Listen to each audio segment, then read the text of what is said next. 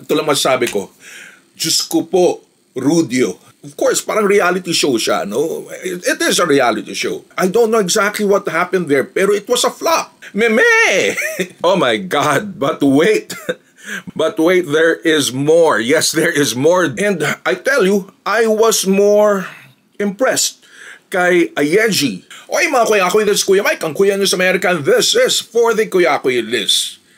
Diyos ko, napanood nyo ba yung bakbakan, yung last na tawag ng tanghalan daily rounds na kung saan na-feature at it's really parang very poetic at very dramatic yung huling laban na binigay at pinakita ni Mr. Marco Rudio, no? Kumbaga save the best for last.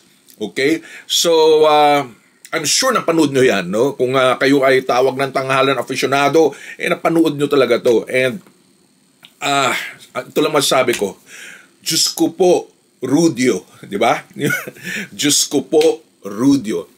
It was clincher, no? And good TV at that, no? Na talagang pang-reality show yung talagang pangyayari nung particular Saturday na yun, no? Talagang parang marami pa rin ang hindi makaget over dahil yung Team Agimat talagang naisalba niya. At kasama pa dun sa tatlo na lalaban sa next round or next level, no? Of course, yung Team Alab at saka yung Team Alon. Okay? So nawala yung Team Amihan at muntik-munti ka na mawala itong Team Agimat.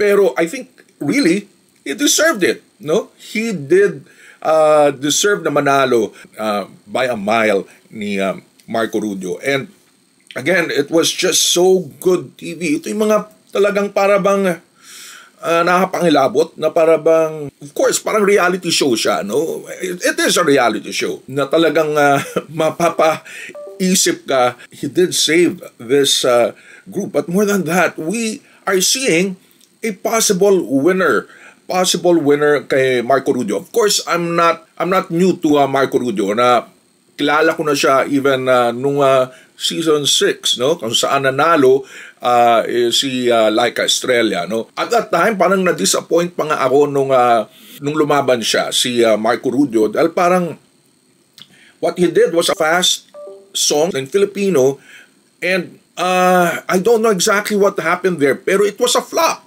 Hindi umubra yung time na yun. Probably hindi pa niya panahon nung time na yun. Again, namayagpag. Siyempre yung mga matataas na boses, yung mga power belters na kagaya ni Laika. Interestingly, si Noe Alpuerto na from Team Amihan doon sa final na bakbakan sa first round, nakalaban niya ni Marco Rudio. And kasama siya dun sa mga finalists. Pumangalawa si Noe kay Laika Estrella doon. I don't know kung naka-score o naka-play si Marco Rudio. And alam ko parang hirap na hirap siya na yung energy maipasok makuha yung audience for audience impact. Kumbaga, this time around, talagang andun. Doon talaga yung groupies ni Marco. And well-deserved na magkaroon siya ng groupie this time. And it is just so poetic. Siya yung pinakadulo pa, no? Siya ang pinaka-climax nung laban na ito. Ang galing ng ending, kumbaga. Parang nagpabugbog mo ng Agimat na ala FPJ until yun nga, nailaban at naipasok na very heroic ni Marco Rudio. Both songs, no, yung This Love by Maroon 5 at yung Magda ni Glock 9. So I feel talagang mas malakas yung rendition ni Marco dun sa Magda. Lalo na yung rap that was so crisp and at the same time naintindihan, no?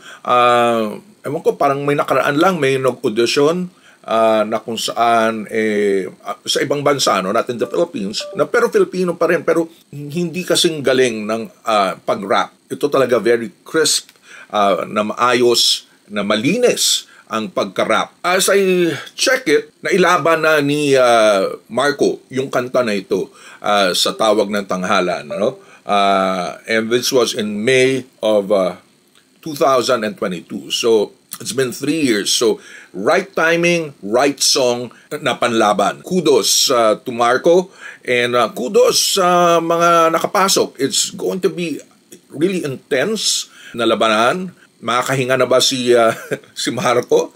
At nag-trending yung kanyang meme. So let's see. I'm very excited. Again, parang nanumbalik yung excitement ko sa Tawag ng Tanghalan. No? For a while, parang nawawala yung... only because nakita natin the best of the best ang lumalaban ngayon sa Tawag ng Tanghalan. So, it's a huge break. Manalo matalo for Marco Rubio. I think nagawa niya na yung impact. Powerhouse itong si Marco. And I see only good things sa career ni Marco Rubio. Oh my God! But wait! But wait, there is more. Yes, there is more drama. Kasi kahapon ko lang nakita na may yung part 2 pala tuloy, no? Yung second level ng labanan. And nagkataon naman ang napanood ko at naisabak itong si Marco Rubio.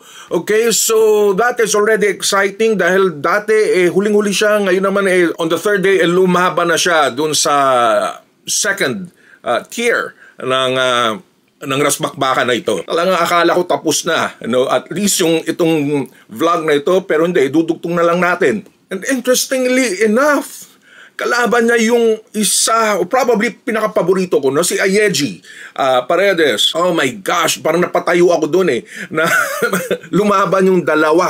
Nagiging favorite ko at yung favorite ko. Of course, si Marco represents yung Agimat, Ayeji naman dun sa Alon, and then si Judy Lu naman, yung second contender, kasi nga, tatlo na lang sila naglalaban-laban, yung mga pangkat, for Alab. Wow!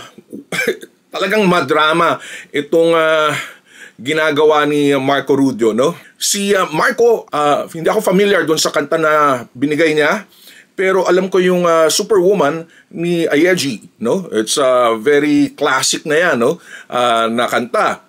And I tell you, I was more impressed kay Ayeji Paredes this time, and I felt na, my gosh, may laban si Ayeji Hito against Marco. But then, nakikita ko na si Louie Ocampo na para bang sinisipat niya ng husto yung pagkakanta ni Ayeji.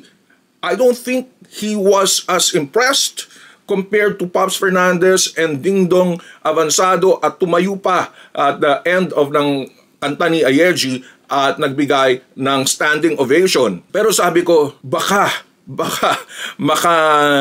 makahirit sa Ayeji, no? And sa dulo, sinabi ni Vice that there is a tie. Obvious naman, it was between Ayeji and Marco. Si Judy Lu, para bang not as impressive. Not really that astounding na kanta. Pero we knew na talagang magpupukpukan itong si Ayeji at si Marco Rubio. And nung binuksan yung envelope or yung card, no, ni Vice at sinabi niyang may tie at ginawan pa ng paraan na para ma-break yung tie, still nagulat ako na it was Marco Rubio. So again, it's still deserving of Marco to get into the next level. Pero kitang-kita mo yung disappointment ni Ayeji, no? She really thought na she could win this time. So kumbaga 2 beses na siyang nalagay sa sitwasyon na hindi nakatulong sa kanyang grupo. Everyone in pangkat Alon was commiserating with her, ni-embrace siya.